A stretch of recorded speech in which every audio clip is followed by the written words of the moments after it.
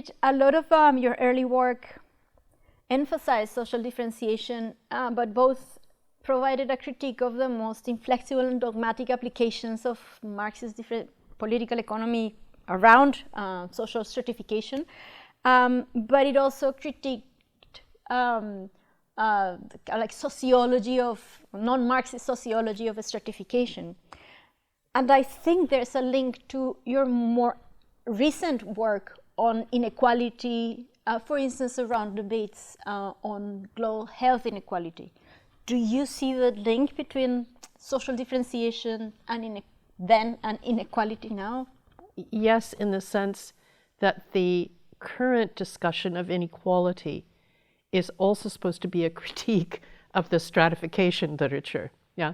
So the question is, what's in that critique and what might be missing?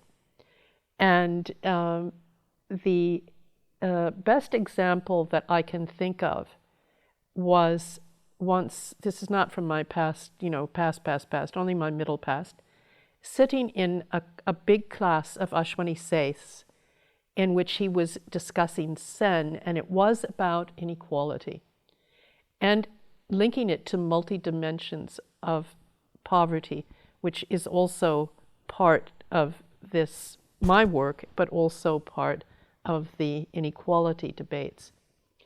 And it turned out that from the point of view of the students, it was almost impossible to say that there was any dimension in which everybody felt equal to everyone else.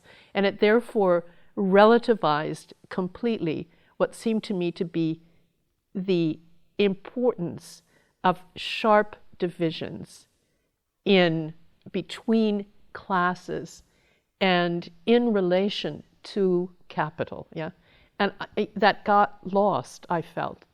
And I think that there's somewhat the same problem now in the inequality literature. We're all willing to recognize that it's a problem, but the causes of that problem, how you go about understanding it, and which forms of inequality are important for what, that's not so clear. So the big Piketty thing has some points which are good, important, but the dynamics of this, I think, are really unclear. And I think our job in political economy is to try to understand those relations. And that, in some of the work that I did, that was a critique of the Marxist stuff, it was to say, look, some of the things that you're perceiving as being different classes and differentiation are the result of processes of diversification of people's livelihoods. You have to take that into account. They're not separate things, they're things that work together. But how do you actually see that having an impact on political alliances and movements? That's the question, yeah? And that has to be around particular issues and conceived of within a system of contestation with capital.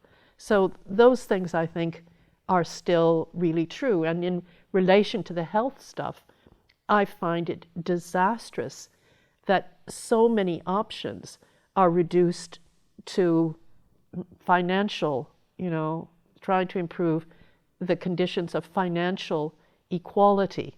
I think, in fact, so in other words, it takes for granted that insurance schemes are the answer when people are excluded, etc.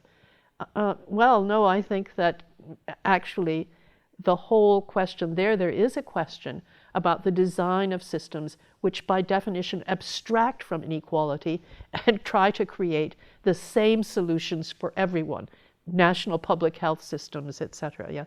So those issues are things which, as I was doing the health literature, I found disturbing. Yeah. So they're willing to recognize inequality. They're even willing to recognize class. But the way that they see resolving the issue is to force everyone to become a creditor, paying into an insurance scheme or something. So.